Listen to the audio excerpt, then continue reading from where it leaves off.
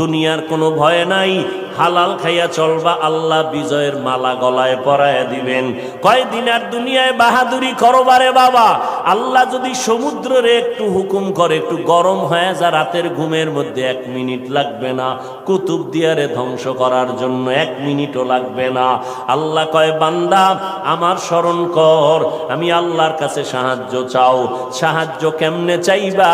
ধৈর্য আর নামাজের মাধ্যমে সাহায্য প্রার্থনা করো। আজকে আমাদের ভেতরে ধৈর্যের বড় অভাব, নামাজের বড় অভাব। ও যুবকেরা, ও পর্দার আড়ালের আম্মা জানেরা, আজকে নামাজের এত বয়ান, এক বেলার নামাজ ছেড়ে দেওয়ার কোনো সুযোগ নাই। ও যুবক, এক বেলার নামাজ ছাড়ার কোনো কায়দা নাই, অথচ তুমি নামাজ পড়ো না রে বাবা।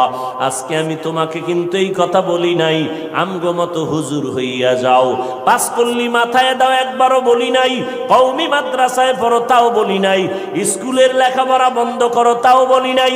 বরং বাবা তুমি চাকরি করো, ব্যবসা করো, স্কুল কলেজে পড়ো, কোনো বাধা নাই। ওখানে থাইকা আল্লাহর হুকুম নবীর তরিকা মতো নামাজ পড়ো, মা বাবার দোয়া নিয়ে সামনে আগাও, ওলামায়ে কেরামের পরামর্শ নিয়ে চলো, নবীর সুন্নতের মালা গলায় লাগাও। খবরদার, কপাল পোড়া যদি হইয়াই থাকো তাহলে কিন্তু তোমার কপাল দুনিয়াতেও শেষ, আখিরাতেও শেষ।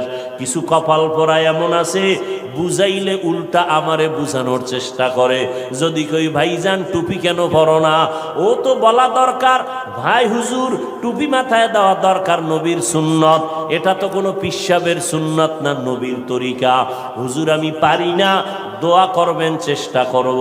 কিন্তু কিছু নেমক হারাম বেপরোয়া আল্লাহর বান্দা, এদের জবাবটা এমন অহংকারী জবাব।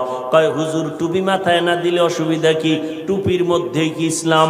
দাড়ির মধ্যেই কি ইসলাম? পোশাকের মধ্যেই কি ইসলাম? এই রকম বেপরোয়া আল্লাহর বান্দা নবীর দুশ্মন আছে না নাই?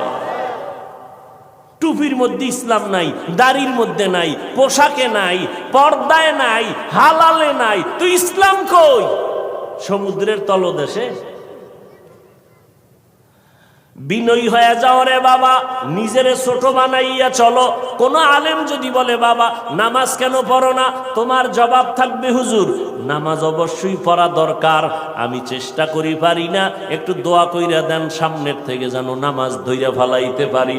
বিনয়ের সাথে দোয়া চাওয়ার চেষ্টা করো, অপরদিকে মা বাবার দোয়া নিয়ে আগাও। ও যুবক ভাই, আমি তোমারও সামনে উদাহরণ পেশ করি, সব জায়গায় বলি, তোমার মতো যুবক 5 বেলার নামাজ পড়ে, এই জমিনের মধ্যে স্কুল কলেজে পড়িয়াও নামাজ পড়ে আছে না নাই? ভাইরা আমার, 5 বেলার নামাজ পড়ে অভাব নাই। তোমার আমার মতো যুবক সন্তান নবীর তরিকা মতো চলে, চাকরি করে, ব্যবসা করে, অভাব নাই। আল্লাহর মোহাব্বত নিয়া আল্লাহর কাছে তওবা করো, তওবার দরজা খোলা। মনে মনে বলো, হে আল্লাহ আর নামাজ ছাড়বো না, বেপরদায় চলবো না, মা বাবাকে কষ্ট দিব না, ওলামায়ে কেরামের পরামর্শ নিয়ে চলবো, নবীর তরিকায় চলবো, ওলামায়ে কেরামের পরামর্শ নিয়ে চলবো, নবীর সুন্নাত মেনে চলবো। আল্লাহর কাছে যদি তওবা করার নিয়ত হয়, খাঁটি তওবা করার নিয়ত যাদের আছে, দুটো হাত আমার আল্লাহকে দেখায়া দাও। আয় আল্লাহ আমাদের হাতগুলো কবুল করে নেন, তওবা কবুল করে নেন, তওবার উপরে মজবুত হইয়া চলার মতো তৌফিক দান করেন, আমিন। আলহামদুলিল্লাহি রাব্বিল আলামিন, ওয়াসসালাতু ওয়াসসালামু আলা সাইয়্যিদিল আমবিয়াই ওয়াল মুরসালিন ওয়া আলা আলিহি ওয়া আসহাবিহি আজমাইন। ইয়া আরহামার রাহিমিন, ইয়া আরহামার রাহিমিন, ইয়া আরহামার রাহিমিন।